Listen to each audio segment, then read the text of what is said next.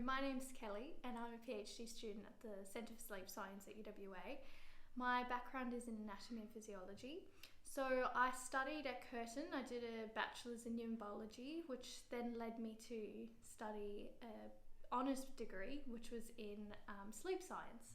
And sleep science allowed me to study the human body but also have interaction with patients, which I thought was quite novel compared to other study options that were available.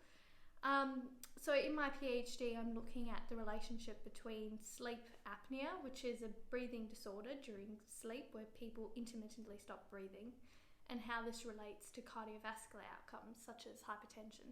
So far, we've found that there's quite a lot of people with obstructive sleep apnea. Almost about 70% of the population have some degree of mild to moderate to severe sleep apnea, and this is significantly related with hypertension in the population that we've looked at so far, which is the Generation 1, which is a middle-aged population, and they had their own exclusive follow-up between 2014 and 2017. So my professor, Peter Eastwood, he was the director of the Raine Study, so he was very involved, and they actually had a full follow-up with sleep studies. So there was a lot of data that hadn't been touched yet. So it was quite exciting to be able to explore that. Peter obviously talked me through the process of what I needed to do, him being very familiar with it. So I had to fill out a form online, and he helped me through the process, and I had to write about what I wanted to do and apply to use the Raine Study data and get permission to access all the different data sets that were available.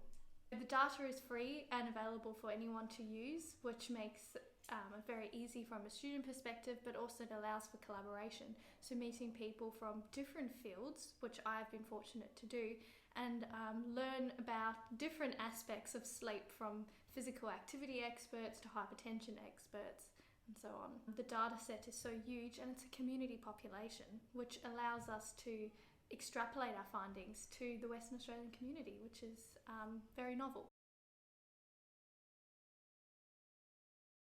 Very privileged and happy to have got the scholarship. Certainly from the financial aspect of having the scholarship has helped, and not worrying about working a part-time job and trying to balance my PhD. It's allowed me to fully focus on my data and not have all those other financial stresses.